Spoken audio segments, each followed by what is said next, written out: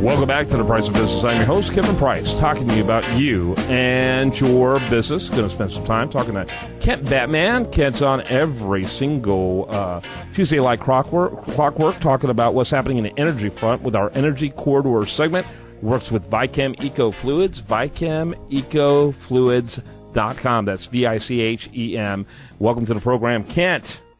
Thanks, Kev. Great to be here. Glad to have you on. So, what do you got? What are you guys seeing out there on the landscape of business today, of the energy business today? Yeah, if you've noticed, crude has been dropping and natural gas has been rising. So, a couple years ago, I'm not sure. A couple years ago, we saw natural gas at $10 a million BTUs. It's now at about $4.20, I think. But it had dropped to a low twos, just like less than a year ago. So everybody quit drilling for gas, moved to oil. Now crude has gone from $100 a barrel to about $80. So it causes people to stay on their toes. Yeah, you want to diversify. No question about it, and that, and really people have to do that and look at that carefully every single day because it's and there's often a lot of volatility, isn't there? Yeah, there really is. And, there always will be, but you and I have talked about some things that could affect, say, the natural gas. If we learned how to burn natural gas, we know how. If we would make the conversions to burn natural gas in our vehicles, that could add a little bit of stability, hopefully.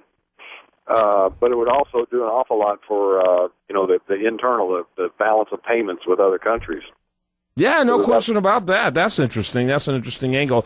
And that's one of the things that I don't think the public policy people, at least on the left, seem to understand is the ripple effects of public policy. Is that, not only does, for example, lower tax rates for corporations create jobs that, leads to more people having income, it also reduces the impact that it has on social welfare when those people don't have to collect that social welfare anymore. Not only does it lead to more revenues, it leads to less expense for government. I don't think people see the full impact of public policy.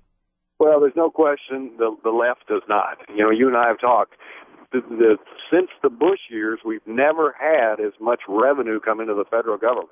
So Obama keeps raising taxes, and yet less revenue, revenue related that in taxes, comes into the federal government. And the reason is, you have more people working, there's more people paying taxes, and the revenue's up. So Obama is killing the economy. It's what they call a death spiral. Yeah, on both ends. It's weird. Not only does it not produce more revenue, the tax increases don't produce more revenue, it undermines entirely the means for the revenue to be created. It's bizarre, the highest annual revenue in the history of the United States was in 2006, and that was the year after Bush's tax cuts went into full effect. Isn't that amazing? Yeah. Cut taxes, revenue goes up. It's worked like that every time, including, of course, the Reagan years, which should have been the thing that taught us. But people that should know better decided not to learn from it. So, and the Democrats pretend to love John F. Kennedy, but, the tax cuts of Ronald Reagan mirrored almost identically the tax cuts of John F. Kennedy, who said a rising tide lifts all boats. And, that part of the Kennedy legacy isn't discussed much. In fact, it's funny, conservatives Barry Goldwater led the effort to stop the Kennedy tax cuts of the early 1980s, because, just the way paradigms operated back then. But Kennedy understood that lower tax rates would create more business activity, which would create more revenue. And that current revenue rates were undermined by the fact that businesses were taxed so much. Back then, businesses were taxed 55 to 60% was the highest rate. So it's even higher than it is now. But what people don't understand now is how mobile capital is. Capital can move anytime it wants, anywhere it wants. And even though we're in the 30-something rank, not the 50-something rank, the ability for capital to move and the fact the United States has the highest tax rates of any industrialized country in the world is what makes us so vulnerable. Yeah, hey, Kev, just a totally different subject. I've got an email from a friend of mine on Facebook who's in Scotland, and he said that next year they're going off of socialized medicine and going on private medicine. Have you heard this? I hadn't heard that, but that doesn't surprise me. I know that in England, that the Prime Minister Cameron's been trying to eliminate many of the aspects of the public healthcare system and try to get those privatized. So I'm not surprised Scotland's moving further along, to be honest with you. Yeah. And there's private reforms everywhere in health care that are becoming more and more privatized throughout all of Europe. We're the only ones going the opposite direction. Well, we are during this president of yours. Of mine? Why do you keep saying that? This guy has literally made me physically ill, you know, and in light of the things I've said about him on the radio, I feel pretty vulnerable if the radio police start cracking down on people and start people sending, if there's re-education camps, you realize that I've said enough to plenty of people, both online and on the radio, to put me in a pretty precarious situation. Yeah. If they start shutting down free speech, then I think you need to be worried. Yep. Hey, Kev, do we have enough time for me to mention one thing about Hi-Tech? Remember we had... Yes, absolutely. We got some stuff in the works with them. Go right ahead. Yeah. Hi-Tech, you know, they clean up oil field disposal sites, and they got the approval, made the marks of, you know, cleaning the oil field sites in 3 months. If you remember, you compost drill cuttings usually takes 18 months. They're getting it done in 3 months now.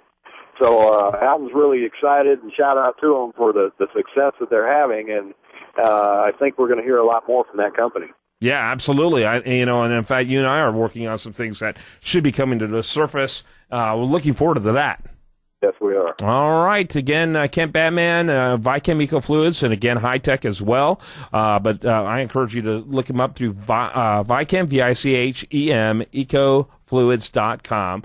And Kent, interesting, when you talked about there with Hi-Tech, though, I don't think people quite understand the implications of what you're talking about. The cost of storage and the cost of transforming those fluids from, the toxicity that they are to making it where it's safe is not only a huge cost in terms of monies that have to go into that transformation process, but the occupation, the time costs.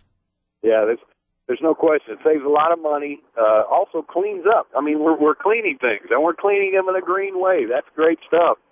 But you and I are most interested in the fact that it actually makes more money. If you can compost something in 3 months instead of 18 months, that means you can take in more product, and that means that more wells can be drilled, and it's good for everybody. Yep, and people I don't think understand that, in the minds of people, that means that the energy companies are going to make more money. Well, the average profit, this is going to be shocking to people, but the average profit of an energy company is 9%. That is the average profit, and that's only 2% more than what the average profit is for all businesses, yet it is the one industry that they go through massive losses on an annual basis as well as, massive wins. And I don't think people fully understand that. And so those are very tight profit numbers, 9% net profit. That means that, you will be rewarded, the consumer, will be rewarded by the implementation of product like that from Hi-Tech. Absolutely. So we all benefit from it. We all need the energy. We know we do. For whatever reason, they're just a great group for the left to demonize. Very good. Again, Kent Batman. You can learn more about him at VychemEcoFluids.com. We'll have more for you after this. Thanks for being with us, Kent. Thank you. More after this on The Price of Business. It's been getting so